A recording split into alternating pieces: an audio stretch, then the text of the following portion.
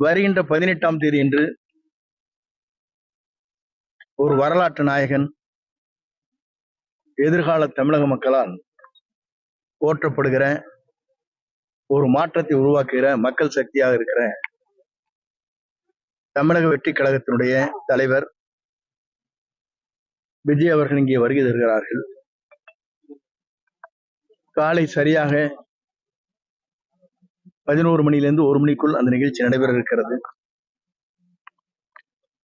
அதற்கான ஏற்பாடுகளை நாங்கள் அனைவரும் சீரோடும் சிறப்போடும் ஏற்பாடுகளை செய்து வருகிறோம். இந்த நிகழ்ச்சி அரசு அலுவலர்கள் கேட்டதை போல ஏற்ப பல்வேறு பணிகளை நாங்கள் நிறைவேற்றி தருவதற்கு அந்த நடவடிக்கையின் காரணமாக என்னென்ன ஆலோசனை சொல்கிறார்களோ அந்த ஆலோசனை ஏற்று பணிகளை நிறைவேற்றுவதற்கு நாங்கள் தயாராக இருக்கிறோம். இந்த நிகழ்ச்சி என்பது முதலே தமிழகத்திலே பாண்டிச்சேரிக்கு பிறகு தமிழகம் வருகை தர இருக்கிறார்கள். இந்த நிகழ்ச்சி என்பது ஒரு வரலாறு படைக்கின்ற நிகழ்ச்சியாக இது அமையும். அதே நேரத்தில் நேற்றைய தினம் 4 தீர்மானங்கள் நிறைவேற்றப்பட்டிருக்கிறது, உங்களுக்கு தெரியும். நம்முடைய வெற்றி கழகத்தினுடைய மக்கள் நாயகன், மக்களால் எதிர்காலத்தை அருகிலே அமர்த்தப் போகிற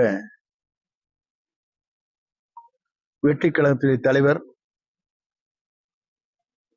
அவர்தான் தமிழ்நாட்டின் முதலமைச்சர் என்பதை